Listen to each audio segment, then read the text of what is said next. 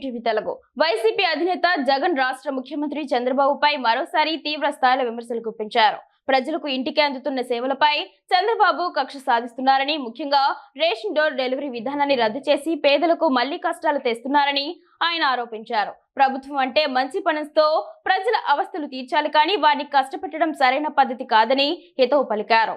గతంలో రేషన్ కోసం ప్రజలు పడిన ఇబ్బందులను గుర్తు చేస్తూ తమ ప్రభుత్వం వాలంటీర్లు, సచివాలయ వ్యవస్థలతో పాటు ఇంటి వద్దకే నాణ్యమైన బియ్యాన్ని పారదర్శకంగా అందించిందని జగన్ తెలిపారు. ఎండనక వాననక క్యూ లైన్లలో నిలబడే దుస్థితిని, దోపిడీని అరికట్టామని అన్నారు. ఇప్పుడు ఆ విధానాన్ని రద్దు చేయడం ద్వారా పేదలను దోపిడీ చేయడానికి మళ్లీ ద్వారాలు తెరిచినట్లు కాదా అని చంద్రబాబును ప్రశ్నించారు. ప్రభుత్వ సేవల డోర్ డెలివరీ విధానాన్ని సమాధి చేయడం విజన్ అవుతుందా అని నిలదీశారు. దేశం కొనియాడిన ఈ విధానాన్ని రద్దు చేసి ఏం సాధిస్తారని మండిపడ్డారు.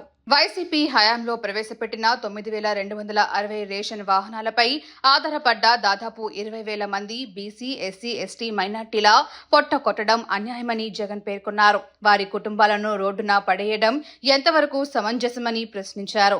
వరదలు, విపత్తు సమయాల్లో కూడా సేవలందించిన ఈ వాహనాలను తొలగించడం సరైనదేనా అని నిలదీశారు. అంతేకాకుండా ఈ సేవలందించిన వారిని స్మగ్లర్లుగా, మాఫియా ముఠా సభ్యులుగా చంద్రబాబు వ్యాఖ్యానించారని, ఆ వ్యాఖ్యలు ఏమాత్రం సబబుగా లేవని జగన్ విమర్శించారు. ఈ ప్రభుత్వానికి మానవత్వం ఉందా అని ఆయన ఆవేదన వ్యక్తం చేశారు.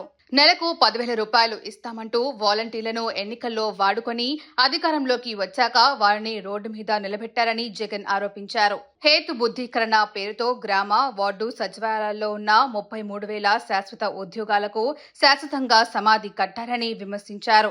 విలేజ్ క్లీనింగ్ కు, ఫ్యామిలీ డాక్టర్ సేవలు, ఆర్బికేలు, సచివాలయాలు అన్నిటినీ నిర్వీర్యం చేశారని దుయ్యబట్టారు.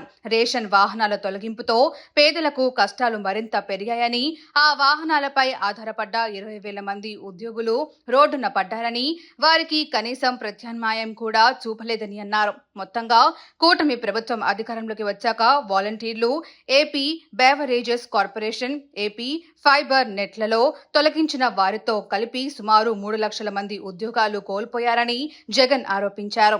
ఏడాది పాలనలోనే ఇన్ని లక్షల కుటుంబాల పొట్టకొట్టడం చంద్రబాబుకు మాత్రమే సాధ్యమని ఆయన తీవ్రంగా విమర్శించారు.